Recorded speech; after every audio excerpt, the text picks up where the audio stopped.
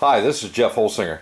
Today we're going to do a video on the proper way to power on your IX series radios, power down your IX series radios, how to charge them, how not to charge them, and also how to do a battery change on the iX20 specifically, and also how to get the most out of your battery life. I just recently returned from Joe Nall, and I was down there for the entire week, and I flew, just as an example, I flew about 7 or 8 gallons of jet fuel through smaller turbine engines, which I don't know how many flights that was, but it was a bunch. And I didn't charge the battery all week.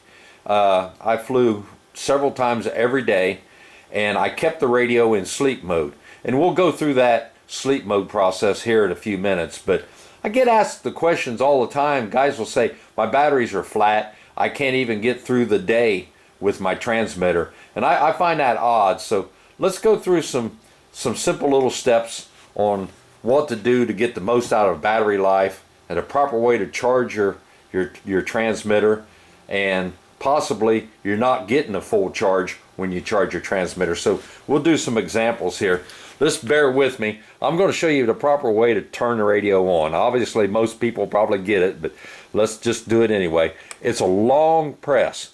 Press and hold until you see the iX20 come across the screen. If it was properly turned on, you'll see it march across the screen. So that told me that it was definitely turned off. It wasn't in sleep mode, and it's going ahead and boot up. So let's walk over here to the radio that is currently already booted up while that one's booting up. One of the things is, when you turn the radio off, you've got to hold it down, then you'll get your power off sequence. Now I want you to pay real close attention. As long as this light is still doing its thing and the lights here on the side are still blinking, that radio isn't powered down yet. And this is real important to understand how to properly charge the radio. Now that the lights are off on the antenna and the switch, it is properly powered down. At this point, I can go ahead and insert the charge receptacle, and we'll talk a little bit about that. But once you insert the charge receptacle, you should get the iX20 logo come up, but you should see a battery, and that battery represents the kind of the state of the charge. Now, on occasion, and this is an Android thing, and I probably won't be able to duplicate it, I wish I could, but I do it myself occasionally. If you plug the charge receptacle into the radio before it is properly powered down, sometimes the radio will restart. So where the failure is, the guys, and me included, I'll go over, I'll have my radio powered down, the light will still be in the powering down state. I'll throw the charge receptacle, the magnetic charge receptacle, onto the back of it. I'll walk away, and believe it or not, the radio turns itself back on. It doesn't do it 100% of the time, but occasionally they'll do that. So once that happens, you're not getting a proper charge at that time. So it's so important to make sure that the light is completely off the radio before you insert the charge receptacle. Another thing that can happen is if the radio is in sleep mode, and let's see if we can put one in sleep mode. Let's go over here and put this one in sleep mode. And if I put it in sleep mode, it's a two-step process obviously. So I put it in sleep mode. Now this little thing popped up here, and it says there's an SD card in here. I will suggest that you always take your SD card out, because it actually stops the radio from going into complete sleep mode, and therefore the current draw or the battery drain is a little bit higher if you got the SD card in there. But if you do have your SD card in there, it's just one more step and you hit continue.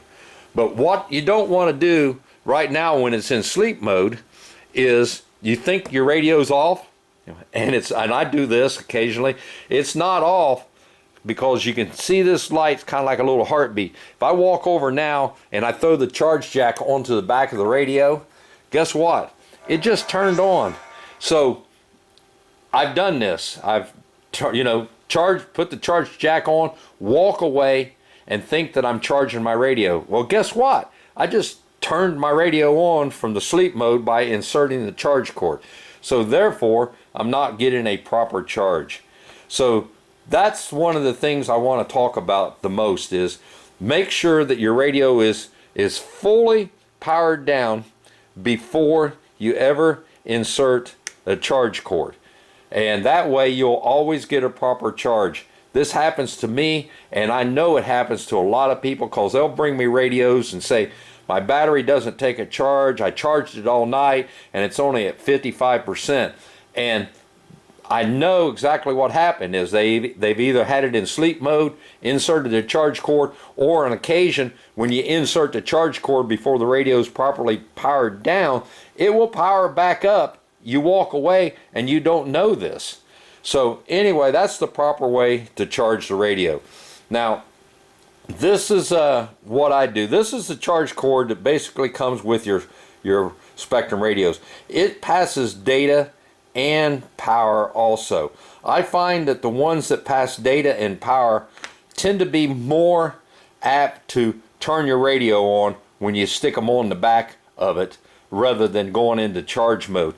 So I'm using a different style charging receptacle. It's basically just a round one. There's no data that passes through this one. It's just power only. And let's grab this one here and show you. It's got a little round button, just an Amazon product, and it swivels kind of like a gas pump filler does.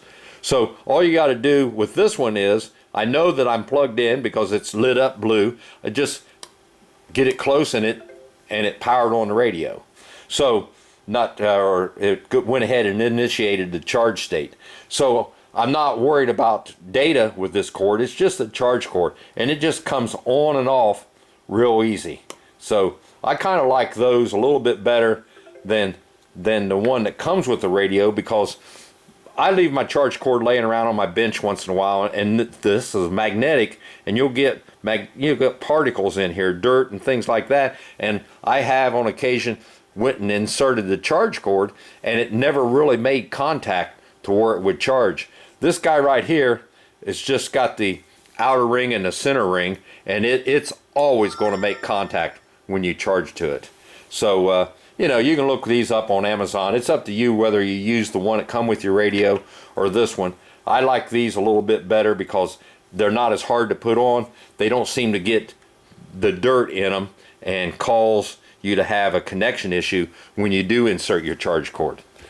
So anyway, that's the charging, and you know, how to properly power on and how to power down your radio.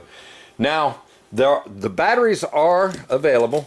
This is what they look like, and I don't know, you see if you guys can see the part number, because I know sometimes you all say that you can't find part numbers on the website, but there's the part number for the battery if you want another battery, or you think that you've actually got a battery problem.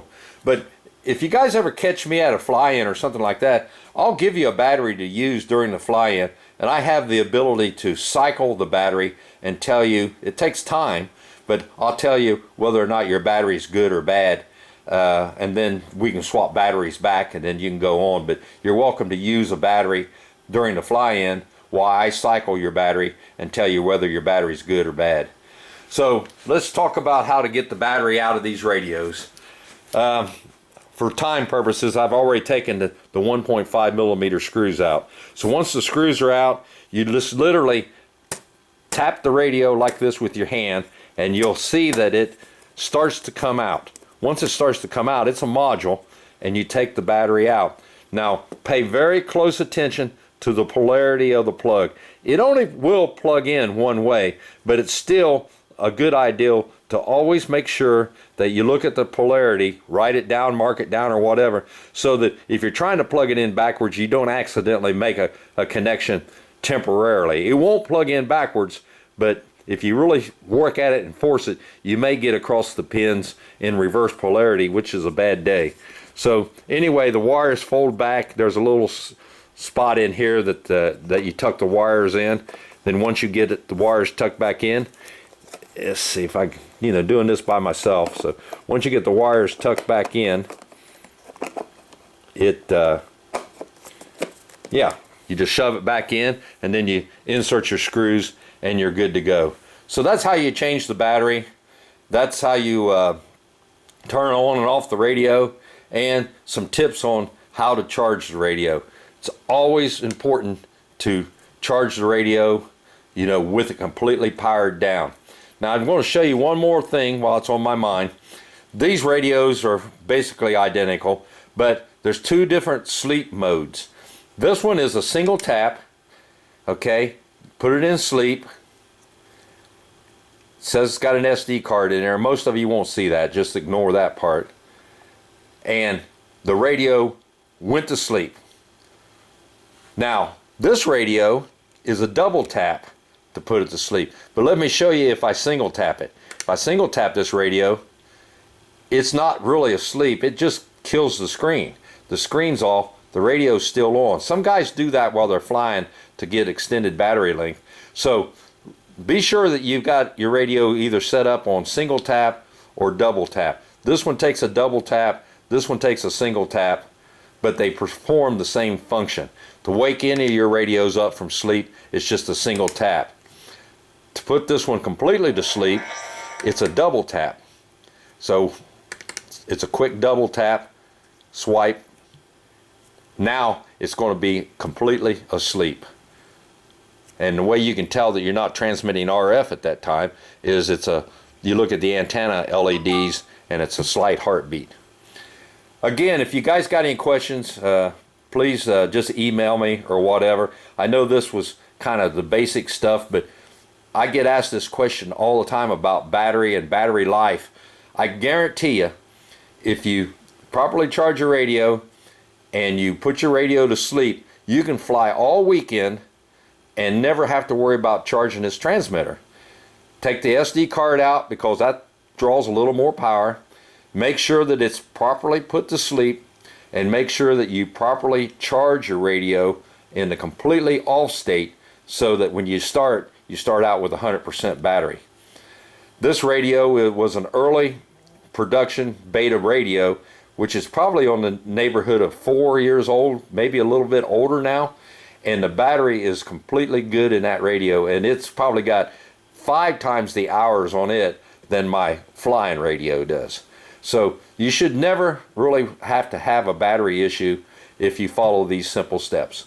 Again, give me a call sometime or email me if you got a question, or if you see me at a fly-in, I'll be glad to cycle your battery, loan you a battery while you're flying that weekend so you don't have to go without, and I'll tell you what your battery numbers are, and you'll know whether you got a good battery or a bad battery. Anyway, thanks for watching.